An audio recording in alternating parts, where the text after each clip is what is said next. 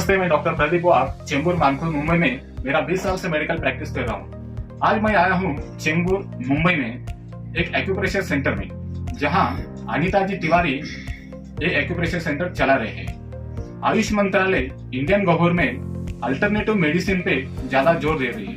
Ayush means Ayurveda, yoga, naturopathy, यूनानी, सिद्धा and homeopathy. Since 15 days, I am also taking acupressure therapy for my varicose vein, and I got much relief for my leg pain. मिलते हैं अभी अनीता जी से। नमस्ते, मैं Anita Tiwari, natural therapist, acupressure therapist. Last 17 सालों से एक्यूप्रेशर प्रैक्टिशनर हूँ और इस एक्यूप्रेशर से बहुत सारी ऐसी असाध्य बीमारियां जो कि ठीक नहीं, क्योर किया है मैंने। आज मैम से जानेंगे एक्यूप्रेशर थेरेपी क्या है। मैम, ये एक्यूप्रेशर की ओरिजिन कहाँ से हुई है? एक्यूप्रेशर की ओरिजिन ये हमारे इंडिया की ही है। धीरे धीरे बाकी के देशों ने भी इसे अपनाया और अब भारत में भी बहुत ज्यादा प्रचलित में हो रही है ये थेरेपी और लोग इससे काफी फायदा उठा रहे हैं। एक्यूप्रेशर में पॉइंट्स के क्या महत्व है? एक्यूप्रेशर में पॉइंट्स मतलब जो हमारे बॉडी के ऑर्गन्स हैं उसके सारे रिफ्लेक्ट पॉइंट हमारे हाथों और पैरों के इसमें रिफ्लेक्ट होते हैं और हाथ और पैर पे ही हम प्रेशर पॉइंट देके बॉडी के जितने भी ऑर्गन्स हैं उसको रिजुविनेट कर देते हैं। रिजुविनेट मीन्स जरा डिस्क्राइब करेंगे हिंदी में? जी, रिजुविनेशन मीन्स अगर आपने ये थेरेपी लिया 10 दिन तो आप पिछले 10 साल आपके जो इंटरनल ऑर्गन्स हैं वो यंग हो जाते हैं। मतलब आपका कहना है जो बॉडी में जो अवयव रहते हैं जैसे लीवर, हार्ट वगैरह, मतलब वो 10 साल पहले जैसा अपने ऑर्गन्स थे वो पीछे चले जाएंगे। मतलब हाँ। जो अंदर के सेल्स रहते हैं वो रिजुविनेट हो जाते हैं एक्यूप्रेशर थेरेपी से। एक्यूप्रेशर और एक्यूपंक्चर में क्या डिफरेंस है?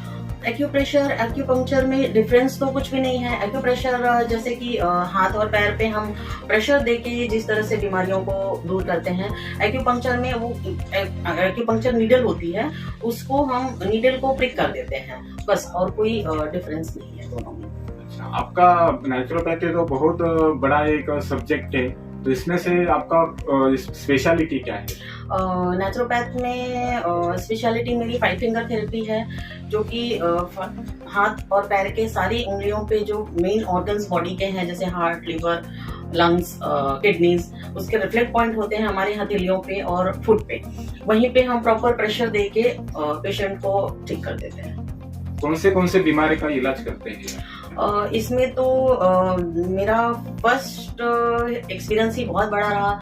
स्लिप डिस्क का patient with in a month उठ के चलने लग गए थे और बाकी तो हर अंग इससे रिजुविनेट हो जाता है। तो आप सोच सकते हैं कि ब्लड सर्कुलेशन पे ही हम ज्यादा ध्यान देते हैं तो उससे नसों में अगर इम्प्योरिटी है तो वो धीरे धीरे क्योर होने लगती है, बाय स्वेटिंग, स्टूल, यूरिन। तो उस हिसाब से सारा का सारा ऑर्गन्स क्लियर हो जाता है और फिर से बॉडी हेल्दी बॉडी हो जाती है। ये थेरेपी कितना दिन देते हैं आप? इसका कुछ पर्टिकुलर टाइम नहीं बता सकते हैं। अगर proper therapist, well educated therapist से आप थेरेपी ले रहे हैं तो उसमें उनको विद इन अ वीक मिल जाता है रिजल्ट। और जैसे क्रॉनिक प्रॉब्लम है, बहुत सालों से है, ऑपरेशन का केस होता है, तो उसमें टाइम लगता है। एज वेल एज आप बोल सकते हैं कि सामने जो पेशेंट है उनकी बॉडी इम्यूनिटी पर भी डिपेंड करता है कि वो कितना टाइम लेगा। आजकल के भागदौड़ की जिंदगी में ये थेरेपी कितना यूजफुल है? आजकल की भागदौड़ की जिंदगी में और आजकल का खान पान के तरीकों में और डेस्क जॉब के वजह से तो ये थेरेपी लोगों के लिए एक वरदान साबित हो रही है और हो सकती है अगर घर घर में एक्यूप्रेशर, एक्यूपंक्चर पहुंच जाए तो, ऐसा मेरा मानना है। प्रेग्नेंट लेडी में भी आप थेरेपी देते हैं या उसका कुछ? हाँ, प्रेग्नेंट लेडीज में जैसे लेडीज कंसीव नहीं कर पा रहे हैं और आजकल का लाइफस्टाइल डिजीज जो है उसके वजह से पीसीओडी, पीसीओएस जो भी प्रॉब्लम्स हैं वो बहुत सारी लड़कियां इवन आफ्टर मैरिज कंसीव नहीं कर पाती हैं लेडीज। तो ये थेरेपी के बाद में उनके चांसेस मैं तो कहूँगी 70% बढ़ जाते हैं। Very good. ये थेरेपी प्रेग्नेंट लेडी में कितना सेफ है, या आप देते हैं, या उससे कुछ बता सकते हैं?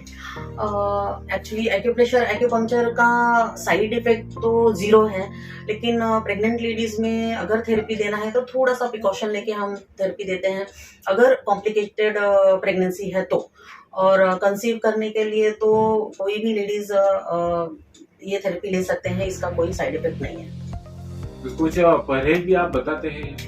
परहेज ज्यादा कुछ नहीं है। अगर आप थेरेपी के लिए आ रहे हैं और पेशेंट बहुत वीक है, इवन उनमें खड़े होने की भी शक्ति नहीं है, तो एक खाली पेट नहीं देते हैं कि उनको और वीकनेस हो न जाए ये। बाकी और कुछ परहेज तो नहीं बताते हैं हम। और कई बार ऐसा होता है कि खाने पीने से भी आजकल लोगों को एलर्जी है कि कुछ खा लिया और उससे एलर्जी है, ऐसे लोगों के मन में डर है। तो ऐसे भी बहुत सारे पेशेंट्स मैंने किए हैं कि विद इन अ वीक वो एलर्जी भी उनकी चली जाती है और जो चीज नहीं खा रहे थे वो फिर से खाने लगता है। Very nice.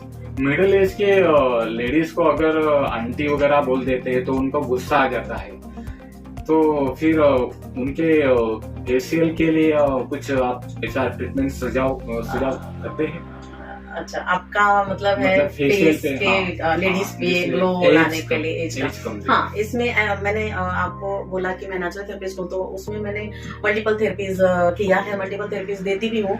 और लेडीज में बहुत ज्यादा स्ट्रेस होने की वजह से अगर अर्ली एज दिख रहा है उनको, तो मैं फेशियल कपिंग भी देती हूँ। उसके तो अमेजिंग रिजल्ट्स हैं और हर लेडीज को मेरे ख्याल से वो करके एक बार देखना चाहिए। कपिंग के बारे में जरा शॉर्ट में बताएंगे आप, जो यहाँ पे कपिंग इस तरह के कप्स होते हैं, ये तो बॉडी कपिंग पे यूज करते हैं, और फेशियल कपिंग का जो कप्स है वो थोड़ा सा अलग होता है, और ये गन है जिससे हम सक्शन क्रिएट करते हैं। और आजकल लाइफस्टाइल का वजह से ये breast cupping as well as navel cupping भी यूज करते हैं इस कप को हम। तो आजकल की लेडीज को इससे भी बहुत ज्यादा बेनिफिट हो रहा है।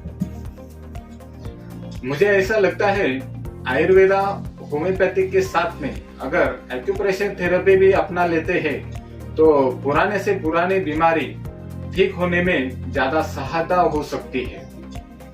एक्यूप्रेशर थेरेपिस्ट होना एक रोजगार का जरिया बन सकता है। 12th पास होने के बाद आप एक नेचुरोपैथी का DNOS कोर्स कर सकते हैं, या कोई सीनियर एक्यूप्रेशर थेरेपिस्ट के पास आप जॉब भी कर सकते हैं। आप गूगल पे अनीता एक्यूकेयर सेंटर चेंबूर सर्च कर सकते हैं। इस सेंटर को हाई रेटिंग्स मिली हुई है। अगर आप भी कोई पुरानी बीमारी से ग्रसित है तो आप इसका बीमारी से छुटकारा पाने के लिए सेंटर में आ सकते हैं। धन्यवाद बहुत सारी जानकारी देने के लिए। डॉक्टर।